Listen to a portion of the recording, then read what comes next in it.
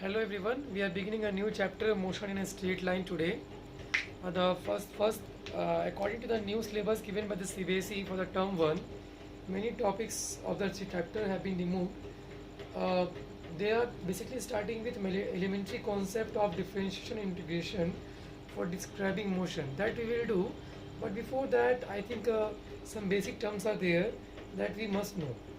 The first thing is what is rest and what is motion.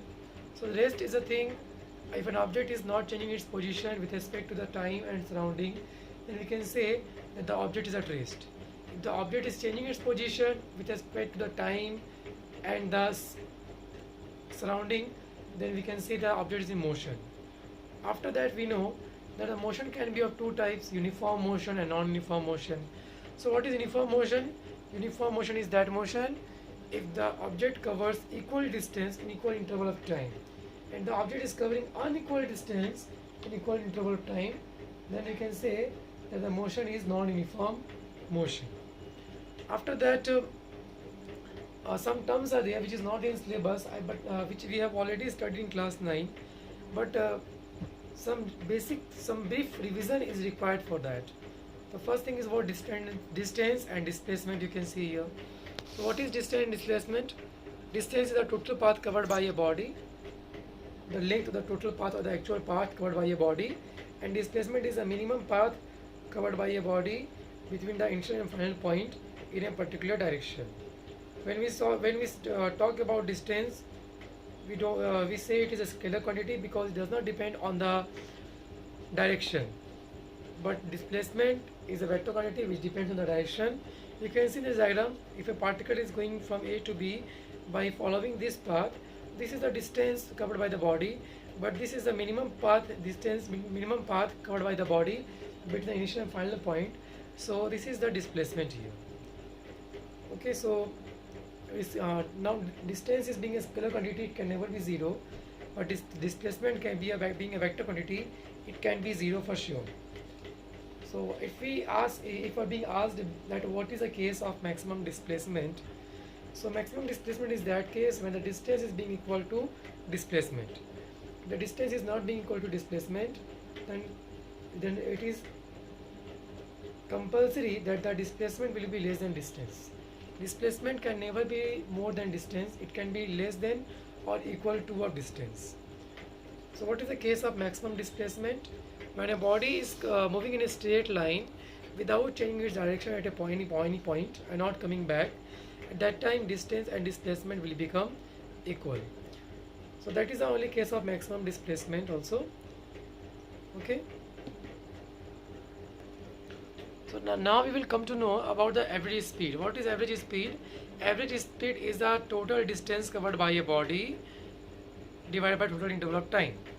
So if we want to find the total average speed of a body, what we need to do? We need to divide total distance covered by a body by the total time taken.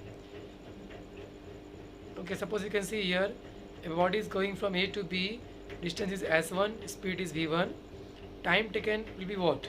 Distance by speed, S1 by V1. From B to C it is V2 S2, time taken will be S2 by V2. From C to D it will be V3 S3, time taken will be S3 by V3. So what will be the average speed here? Total distance by total time taken. If we consider that S1, S2 and S3 is same, that is equals to S, then we can write here S plus S divided by S by V1 plus S by V2 plus S by V3, and it will give us the average speed will be 3 V1 V2 V3 divided by V1 V2 plus V2 V3 plus V3 V1. Similarly, if it is a 2 equal half, then we can use the formula 2 V1 V2 by V1 plus V2. Similarly, we can define average velocity also. Average speed can never be zero because speed is a scalar quantity, because it is a ratio of distance and time. Average velocity is a vector quantity because it is a ratio of displacement by time. So average velocity can be zero for sure. After that, what we have? What is uniform velocity? If a body is covering equal displacement in equal interval of time, then we say it is the body is traveling with uniform velocity. And if what is variable velocity? If a body is not covering equal displacement in equal interval of time, then we say it is the body is moving with non-uniform velocity or variable velocity. After that, what is average velocity? It is the total displacement covered by a body by total time taken. So this is the basic thing that we have done already in class 9.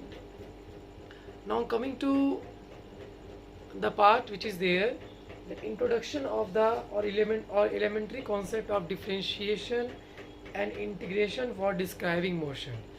To make yourself understand about the differentiation and integration, which is the calculus part, differential calculus and integral calculus, I would like to start with those equation. We know that we have three equations, basic three equations: v equals to u plus at, s equals to ut plus half at square, and v square minus u square equal to 2as. In class 9, we proved these three equations with the help of graph and with the simple algebraic method. But here we need to prove it by calculus method. So to prove it by calculus method, I'm just starting with the first equation, which is what v equals to u plus at, and I will make you understand what is differentiation and what is integration. Let the time comes. You can see here, calculus method is being divided into two parts: differential calculus and integral calculus. What is differential calculus? To break the thing in very small things. And what is integral calculus? To integrate or to sum all the things which is already differentiated.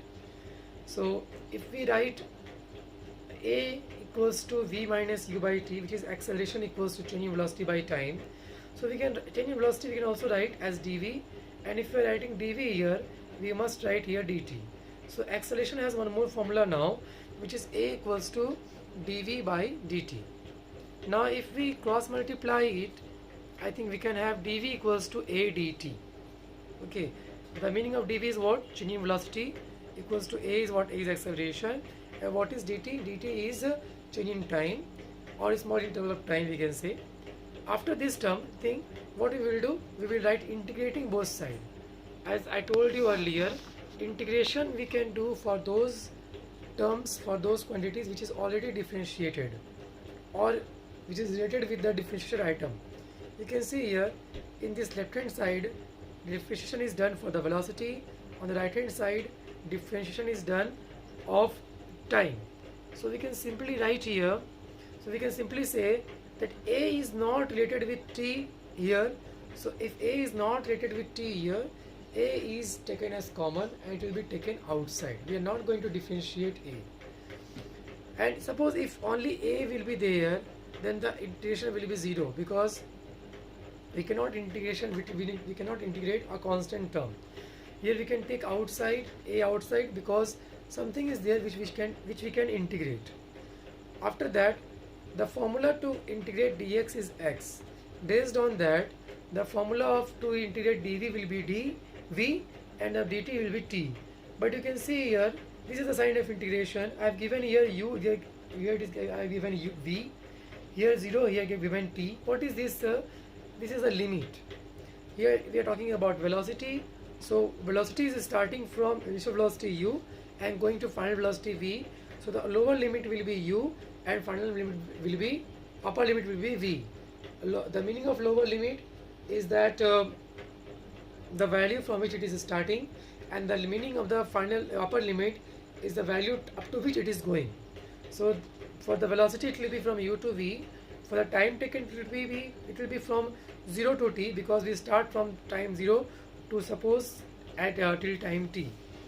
After that we need to put this limit, but before that what we will do, we know that integration of dv is v, integration of dt is what? T. Now what we will do, we will write those limits, we will keep the here the square brackets, and we will write these limits. V will be here and u will be here, upper limit t will be here, lower limit 0 will be here.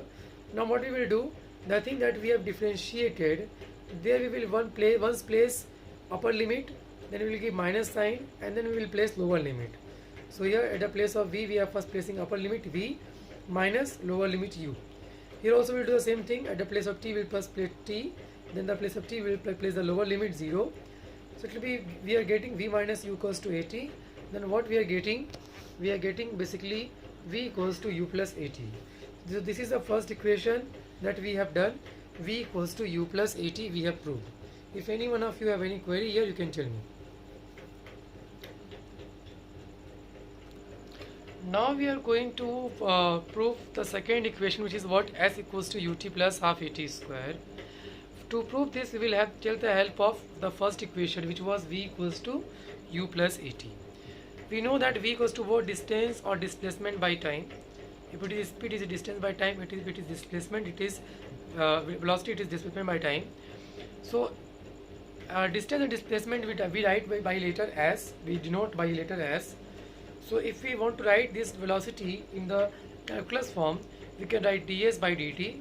ds stands for change in distance or displacement, and dt stands for change in time.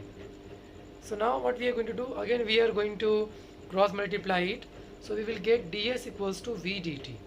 And now at the place of v, using the first equation, I think we can write v equals to u plus at. After that, this u will be multiplied with this dt, u dt, and this at will also be multiplied with this a dt. It will be a dt, at dt. Now after this, what we will do, we will write integrating both the sides, that we did in the previous case also. So if we are writing integrating both sides, we will use integration sign on both the sides. Now you can see here it is ds only, so we will do the integration of ds. Here d is with t, so dt is there. U is not related with t, so u is being a constant term here, that we will take outside. You can see simply here. Here also d is with t, so t is a term which is related with t, which is there with d, that we will keep inside, and we will do the integration of that. But again a is not related with this differentiating term in which it is there, so a we will take it outside. After that, we need to use a formula. Basically we did it previously also, that integration of dx is x, so for the integration of ds will be s, integration of dt will be t. But sir, what will be the integration of dt? Okay, before going for that, many of the students, what they do, they multiply this t with this t, and they write is dt square. Don't write that, don't do that, because the meaning of this dt is change in time, and the meaning of this t is a particular time. So we cannot multiply anything with this term which is there with d. So what will be the formula to integrate this t dt, sir? If there is nothing in the power of t, we can see, so we can write the power is 1. Now what is the formula here? You can see what is the integration of x to the power n dx. The formula for the integration of x to the power n dx is x to the power n plus 1 divided by 1 plus 1. Means if the power is 1, we will write x to the power 1 plus 1 divided by 1 plus 1. It will be x square by 2. Here also the power of t is 1, it is t dt, so this is related with this. So what we can write here, integration of ds is s, upper limit here, lower limit here. Integration of dt is t, upper limit here, lower limit here. Integration of t to the power 1 dt will be t to the power 1 plus 1 divided by 1 plus 1, upper limit here, lower limit here. Okay. After that, what we will do, this here we will put the upper limit once and a lower limit once. But before going to that, can we do one thing? This is 1 plus 1, which is 2. This 2 I have taken outside here, that nothing else I have done in this line. After that, what we will do, upper limit once, then minus lower limit, upper limit once, then minus lower limit, upper limit once, then minus lower limit. After solving this, s minus 0 is s, t minus 0 is t, it will be ut, t square minus 0 square will be t square, it will be half at square. So we are getting it as s equals to ut plus half at square. So this equation is also done, I guess. If you have any query, you can tell me. After this, we have the third equation, which is v square minus u square equals to 2as, where v is the final velocity, u is the initial velocity, a is the acceleration, and s is the displacement or distance. So we know that whatever we used here in the first equation, that a equals to dv by dt, the same thing we are going to use here also, a equals to dv by dt.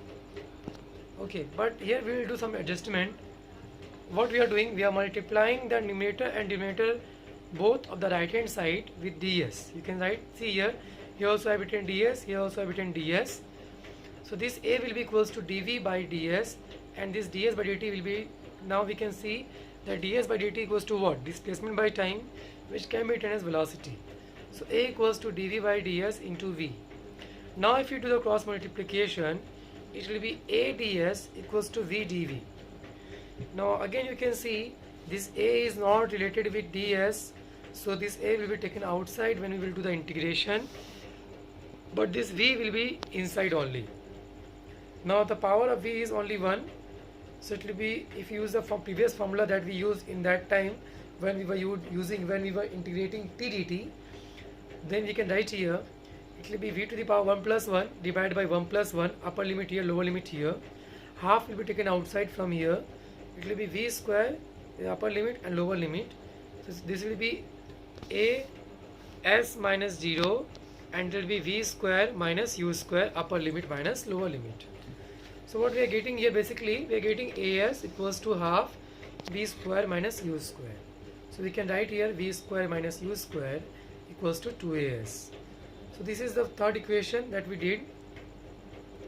One more equation we have, and that is completely new for you, in which if I tell you that if a body is covering 5 meter in 2 seconds and 7 meter in 3 seconds, so what does the body covered in third second? 2 meters, 7 minus 2. Similarly, if I tell you that if a body is covering 20 meter in 10 seconds and 25 meter in 11 seconds, so what does the body, how much distance the body covered in 11th second? In 11th second, the body covered 5 meter. So for the distance covered by a body in nth second, in any particular second, in any particular time, we need to derive a formula, and that formula is new for you because you have not done in class 9. That we need to do now, and that we are going to do next. So you can see here s nth is equals to u plus a by 2 into 2n minus 1, where s nth is the distance covered by a body in a particular second, in a particular time, nth second, any second, it can be any second. U is the initial velocity, a is the uniform acceleration, and small n is the time. Which time? So if it is third second, n will be written as 3. If it is fourth second, n will be written as 4, like that. So to do that, what we will do, we will write v equals to ds by dt, that we know. After that, ds will be written as v dt, and at the place of v we can write u plus at dt. Now to find s nth, what we can do, we can simply use this one, that if we do one thing, that if we subtract Sn from Sn minus 1, suppose if I tell you to find distance covered in 6 seconds, so we can do total distance covered in 6 seconds but minus total distance covered in 5 seconds. If you do this, you will get the distance covered by the body in 6 seconds. Similarly, if you need to find the distance covered by the body in n second, what we can do, distance covered by the body in n second minus distance covered by the body in n minus 1 second. That we can do simply, that we are going to do here. So when time is n minus 1, the distance covered is s suffix n minus 1. If the time is n, the distance covered is Sn. So when we are integrating this, here we will, when put the limit, we will put the limit, lower limit is that s to the power s n minus 1, and upper limit is Sn. If we are putting the lower limit in distance as Sn minus 1 and upper limit as Sn, then for the time also the lower limit will be n minus 1 second to n second. Here it will be n minus 1 to n. Again you can see here u is not related, so u will be taken outside as constant. A will also be taken here outside because it is a constant term and not related with this dt. Now we will put the limit here. The limit, we know limit we have already done. We will put the value integration. We will do the integration. ds integration is s, dt integration is t, and t dt integration is what? T square by 2. Limit I have kept here. You can see upper limit, lower limit, upper limit, lower limit. Now what we can do? Upper limit minus lower limit. Here also upper limit minus lower limit. So we'll give a bracket here. Upper limit minus lower limit. So this will be as nth as discussed here. This will be S nth. Here we discussed. Okay. After that, this be when we will open this bracket, and we will use the formula here. Everything when we will do this will be a minus b whole square formula. We will get it as S nth equals to u plus a by 2 into 2n minus 1. So this is the final equation, the fourth equation, which we use to find the distance covered by a body in a particular second. Now if any one of you have any doubt here, you can tell me. Uniform and non-uniform motion we know that if a body is covering equal distance in equal interval time, it is known as uniform motion. Unequal distance in equal interval time, non-uniform motion. If a body is what is average speed, total distance covered by a body in total time interval is known as average speed. Now what is instantaneous velocity? Velocity we know the total displacement covered by a body in total interval of time is velocity. And then what is total instantaneous velocity? The meaning of instantaneous velocity is a velocity in a particular second of time, in a particular time. So when we find the velocity in a particular time, that will be then we will write distance by time, displacement by time. No, we cannot write like this. We need to write ds by dt either or delta s by delta t, because if we are finding it for a particular time, for a particular second, that should be very, very small. Okay, that is why we are writing here ds or delta s, dt or delta t, and we can write here t tends to 0. The meaning of t tends to 0 is that it is being very, very small. The meaning of t tends to 0 is that the time is very, very small. Okay everyone, we can leave the class for today.